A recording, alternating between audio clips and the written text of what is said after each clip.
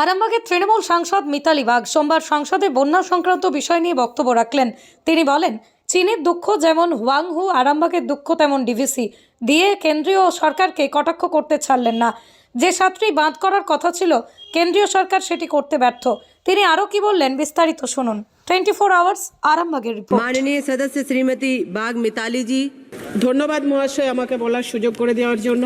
শ্রী শ্রী ঠাকুর রামকৃষ্ণ মা শারদাকে প্রণাম। মেঘনার সহ 7টি বাঁধ করার কথা বলেছিলেন, কেন্দ্রীয় সরকার তা পুরোপুরি করতে ব্যর্থ। চীনের দুঃখ যেমন হুয়াংহো, তেমনি আরামবাগ লোকসভার দুঃখ ডিভিসি। তাই আমরা বলি ডিএ ডোবানো, ভিএ ভাসানো, সিএ চোবানো। এক রাত্রি ডিভিসির কয়েক লক্ষ কিউসেক জল ছাড়ার ফলে লক্ষ লক্ষ আরামবাগ লোকসভাবাসী বন্যায় বিপর্যস্ত। চোখের সামনে ভেসে গেল মাথা গোঁজার শেষ আশ্রয়টুকু থেকে শুরু করে চাষের জমি এবং গবাদি পশু সব কিছুই। ডিভিসির জল ছাড়া আগে কেন নদীগুলি ড্রেজিংয়ের ব্যবস্থা করা হলো না?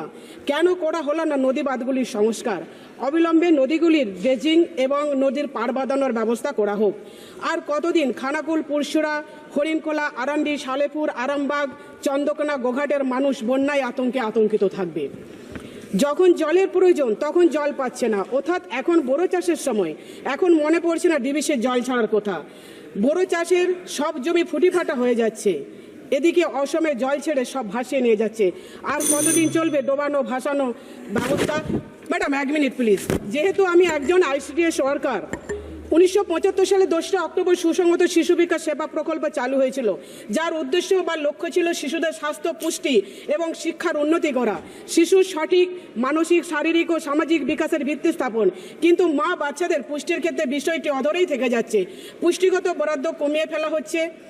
আজকের যারা শিশু, আগামী দিনের ভবিষ্যৎ, তাদের কথা অবিলম্বে ভেবে পুষ্টির বরাদ্দ বাড়ানো হোক। তা যদি না হয় আগামী দিনে অপুষ্টিতে দেশ ভরে যাবে। তাই তার সাথে সাথে ওয়ার্কার এবং হেল্পারদের সাম্মানিক বৃদ্ধি যাতে করা হয় এবং তাদের পরিবারগুলিকে সচল রাখতে বর্তমান পরিস্থিতির কথা মাথায় ভেবে রেখে, তাই বলবো, আর নয় উদাসীনতা, আর নয় দ্বিচারিতা, আর নয় সব দিক থেকে বঞ্চনা।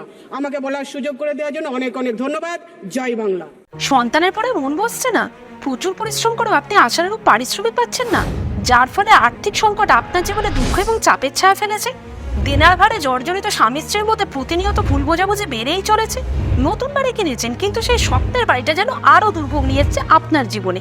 আপনি ভাবছেন সস্তায় পাওয়া বাড়িটা নেওয়াটাই কি সঠিক সিদ্ধান্ত ছিল? এমনই সব দ্বিধাদ্বন্দ্ব এবং জীবনের কঠিন মুহূর্তে আপনাকে সঠিক পথে পরিচালিত করবেন আন্তর্জাতিক খ্যাতিসম্পন্ন স্বর্ণপদক ও স্বর্ণ মুকুটপ্রাপ্ত ডক্টর অজয় শাস্ত্রী। তিনি শুধু আপনাকে পথই দেখাবেন না, আপনার জীবনে সত্যিকারের সুখ, শান্তি, ঐশ্বর্য, অর্থ যেন সঠিক সময় আপনার কাছে পৌঁছে দেয়, সেই দায়িত্বও নেবেন। তাঁর অভিজ্ঞতা এবং জ্ঞানের আলোতে আপনার জীবন হয়ে উঠতে পারে নিরুদ্বেগ ও সমৃদ্ধির পথে ধাবমান।